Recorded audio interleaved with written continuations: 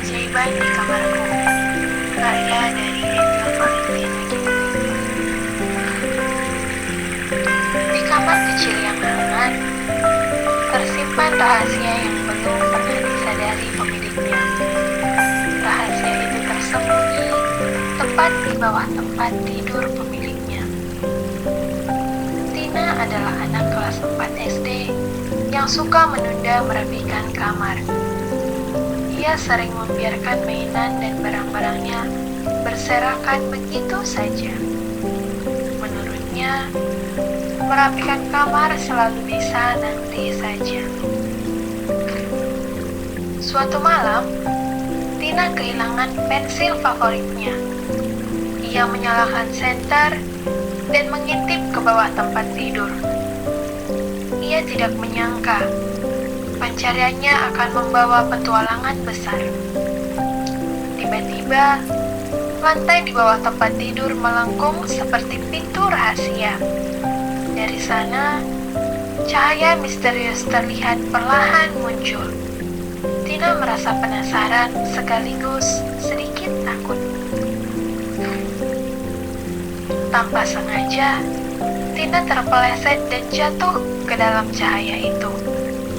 Di bawah sana, ia melihat ruangan berkilau emas hangat. Ia merasa seperti masuk dunia lain. Suatu papan bersinar bertuliskan Museum Kenangan Tina. Tina terheran-heran. Sejak kapan ia punya museum? Ruangan itu terasa hangat dan penuh keajaiban. Ada robot di sebuah ruangan itu. Robot itu tersenyum ramah meskipun tubuhnya retak-retak. Tina terkejut, namun merasa senang. Bola karet kecil berguling sambil tertawa. Ia berkata, "Aku selalu dipantul-pantulkan tinggi-tinggi olehmu," katanya riang. Bola itu ingat banyak kenangan bermain bersama Tina. Dan di sisi lain, ada boneka dinosaurus kecil yang bergerak dan bercerita dan berbicara lembut. Boneka dinosaurus itu berkata, "Kami selalu menemanimu saat tidur." Tina tidak pernah tahu bahwa mainannya itu menyimpan perasaan. Di sisi lain, ada sudut museum yang gelap dan berdebu. Benda-benda sekolah yang rusak tergeletak diam. Tina merasa tempat itu menyimpan rahasia yang berbeda. Ia melihat pensil, buku tugas kosong, dan kertas nilai merah. Benda-benda itu tampak sedih karena tidak pernah digunakan kembali. Seolah-olah mereka ingin berbicara, tetapi tak mampu. Tiba-tiba, buku itu menyala dan menulis sendiri. Tulisan emas mulai muncul perlahan di halamannya. Lalu seakan-akan ada suara yang keluar dari dalam buku itu, yang berkata, "Ayo, gunakan aku dengan sungguh-sungguh." Saat itu, Tina menyadari bahwa ia sering menyerah sebelum mencoba. Ia jarang menyelesaikan tugas dengan sungguh-sungguh. Hatinya terasa berat melihat benda-benda itu kecewa. Dengan suara pelan, Tina bertanya kepada mainan hidup itu. Katanya, "Apakah kalian marah padaku?" Dia bertanya dengan perlahan. Mainan-mainan itu hanya tersenyum dan menunggu jawabannya. Lalu robot dari ruangan itu berkata, "Kami tidak ingin dibuang. Kami hanya ingin diingat dan dirawat."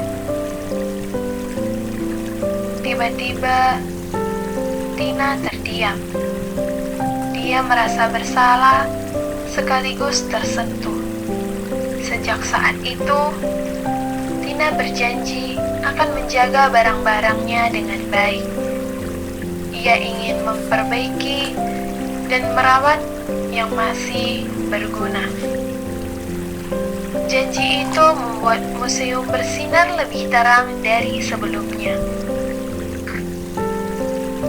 Ruangan museum berubah semakin cerah dan penuh tawa. Mainan hidup itu menari gembira dan saling menyapa. Tina merasa tempat itu seperti rumah kenangannya. Tiba-tiba, Tina terbangun kembali di kamarnya. Di tangannya, ia memegang pensil kesayangannya yang kini bersinar lembut. Ia tahu semua itu bukan mimpi biasa. Keesokan paginya, Tina bangun dengan semangat baru. Ia merasa hari itu akan berbeda dari hari biasanya. Matanya berbinar seperti cahaya museum itu. Tina pun mulai merapikan kamar dengan penuh semangat. Ia memperbaiki robot kecil dan menata mainannya satu persatu. Kini ia ingin merawat barang-barangnya, bukan mengabaikannya. Lalu, ibu pun masuk ke dalam kamar Tina. Ibu terkejut melihat kamar Tina begitu rapi. Tina hanya tersenyum malu-malu.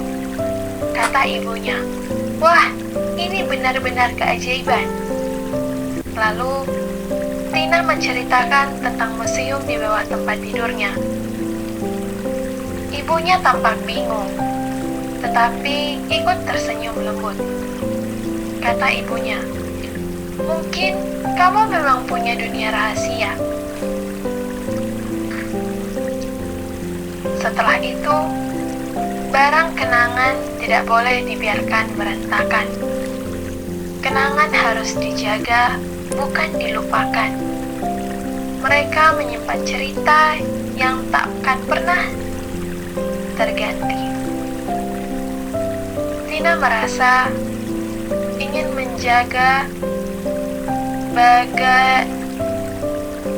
bagi benda-benda pentingnya.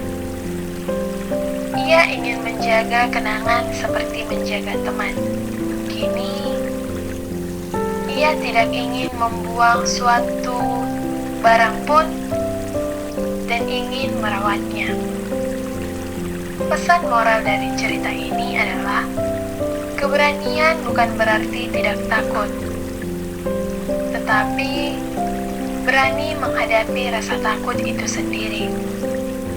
Rasa penasaran dapat membawa kita dalam pengalaman yang berharga jika dilakukan dengan hati-hati. Sekian cerita dongeng yang dapat saya bawakan. Terima kasih.